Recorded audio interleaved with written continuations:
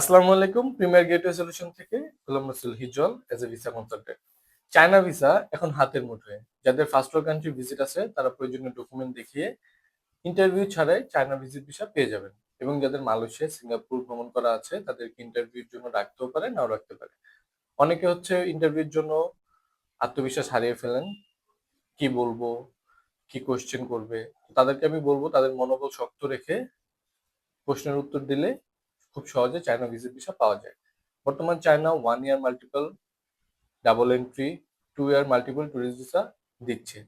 যাদের 2022 থেকে দুবার চায়না ভ্রমণ করা আছে তারা খুব সহজে 2 বছরের বিজনেস ভিসা পাবেন।